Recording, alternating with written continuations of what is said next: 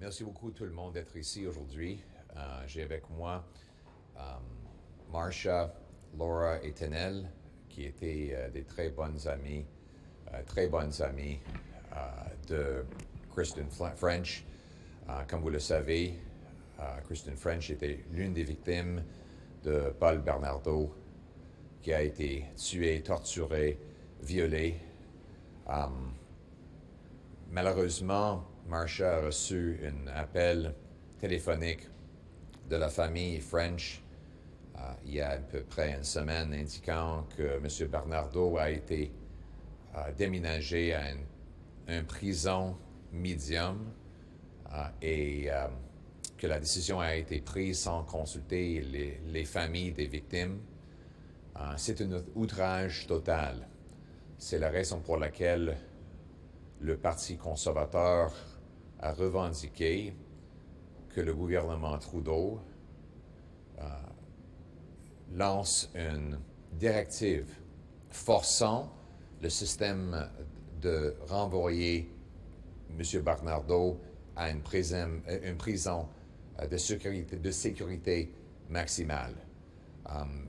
Dans la section 6.1, la commissaire de notre système des prisons doit accepter des directives du ministre de la Sécurité publique. Plusieurs ministres ont déjà fait ces genres de directives par rapport aux prisonniers. Donc, le gouvernement Trudeau a le pouvoir de faire ces genres de directives.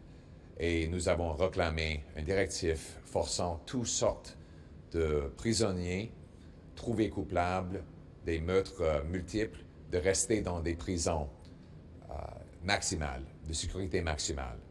M. Trudeau, jusqu'à ce moment, a refusé cette revendication. C'est la raison pour laquelle j'annonce que le député Tony Baldinelli, qui vient de la région de Niagara, va présenter un projet de loi à la Chambre des communes la semaine prochaine, empêchant le gouvernement Trudeau de permettre des meurtriers multiples comme Paul Bernardo d'aller dans les prisons de sécurité minimum. La loi forcerait toutes sortes de meurtriers multiples comme Paul Bernardo de rester dans les prisons maximales pour toute leur sentence. C'est le gros bon sens. J'ajouterais, ce n'est pas juste le problème de sécurité au sein de nos prisons que ça cause quand on déménage M. Bernardo.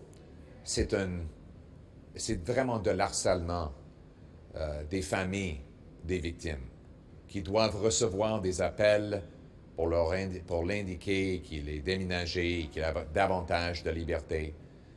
Ces mêmes familles doivent témoigner chaque 2 ans pour affirmer leur volonté de garder M. Bernardo dans prison. Ça fait 31 ans depuis des crimes odieux de M. Bernardo. Et encore, il est capable d'harceler les familles des victimes. Assez, c'est assez.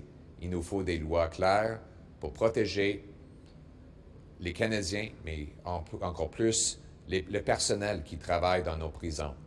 Il faut des vraies conséquences pour un monstre comme ça, et c'est pour ça que l'opposition officielle, le Parti conservateur, va présenter cette loi. Ça va être au nom de Tony Baldinelli.